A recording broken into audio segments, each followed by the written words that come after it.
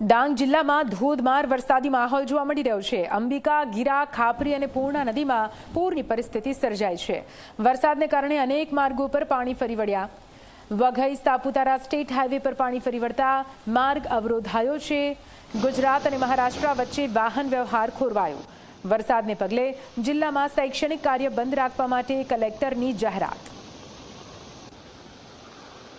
તો ડાંગ જિલ્લાના એક્સક્લુઝિવ આપ દ્રશ્યો આપ જોઈ રહ્યા છો, જ્યાં અંબિકા, ગીર સહિતની તમામ નદીઓ બે કાંઠે વહી રહી છે। ગાંડીતુર થયેલી નદીના દ્રશ્યો પણ ટીવી સ્ક્રીન પર આપ જોઈ રહ્યા છો। ગુજરાત અને મહારાષ્ટ્ર વચ્ચેનો જે વાહન વ્યવહાર છે હાલ તો પૂરી રીતે ઠપ્પ થઈ ચૂક્યો છે, કેમ કે અનેક એવા માર્ગો છે જ્યાં વરસાદી પાણી ફરી વળ્યા છે અને તેના કારણે આ રસ્તા પરથી પસાર થવું જોખમી અને જીવલેણ સાબિત થઈ શકે છે।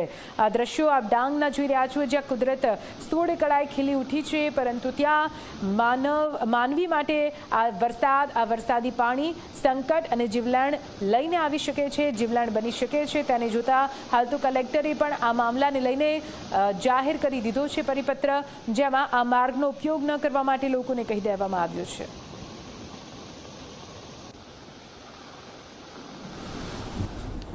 તો ડાંગ જિલ્લામાં મેઘરાજાની તોફાની બેટિંગ સામે આવી છે। જિલ્લાની તમામ મુખ્ય નદીઓમાં ઘોડાપૂરની પરિસ્થિતિ સર્જાઈ। અંબિકા નદી પર આવેલા ગીરા ધોધના અદ્ભુત દ્રશ્યો સામે આવ્યા।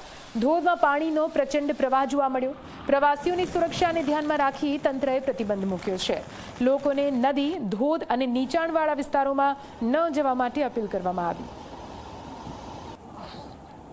ટીવી સ્ક્રીન પર આપ દ્રશ્યો જોઈ રહ્યા છો। ગીરા ધોધ જે હાલ તો સોળે કળાએ ખીલી ઉઠ્યો છે, જો કે આ ધસમસતા પાણી લોકો માટે મુસીબતના પાણી બની શકે છે, એટલા માટે જ નીચાણવાળા વિસ્તારોને એલર્ટ કરી દેવામાં આવ્યા છે। સાથે પ્રવાસીઓને અહીં ન જવા માટે અપીલ કરવામાં આવી છે, સાથે ધોધની નજીક ન ફરવા માટે પણ અપીલ કરી દેવામાં આવી છે।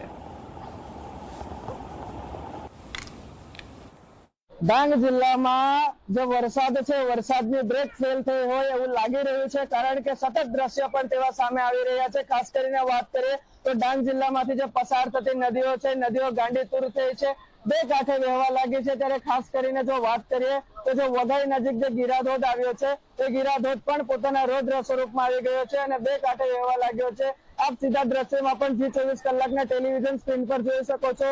જે ગીરાધોધના મનમોહક દ્રશ્યો છે, મનમોહક દ્રશ્યો પણ સામે આવી રહ્યા છે। ત્યારે ખાસ કરીને વાત કરીએ તો જે વરસાદ છે, વરસાદ ખુલવાનું નામ નથી લઈ રહ્યો, જેને લઈને જે નીચાણવાળા વિસ્તાર કહી શકાય, ખાસ કરીને નવસારી, બિલ્લીમોરા, ગણદેવી સહિતના વિસ્તારોમાં પૂર જેવી સ્થિતિ સર્જાઈ શકે છે, કારણ કે આજે ડાંગ જિલ્લામાંથી પસાર થતી નદી હોય છે, નદીના પાણી નવસારી જિલ્લાના કેટલાક વિસ્તારને અસરગ્રસ્ત કરી શકે છે। ત્યારે ખાસ કરીને વાત કરીએ તો જે નદીઓની અંદર ઘોડાપૂર જેવી પરિસ્થિતિ છે અને જે ગીરાધોધ છે, ગીરાધોધ પોતાના રૌદ્ર સ્વરૂપમાં છે, જેને લઈને જે પ્રવાસીઓ આવતા હોય છે, પ્રવાસીઓને પણ ગીરાધોધના નજીક જવા પર પ્રતિબંધ લગાવી દેવામાં આવ્યો છે અને ખાસ કરીને અહીં પર કોઈ અનિચ્છનીય બનાવ ન બને તેની માટે પૂરતો પોલીસ બંદોબસ્ત પણ ગોઠવી દેવામાં આવ્યો છે।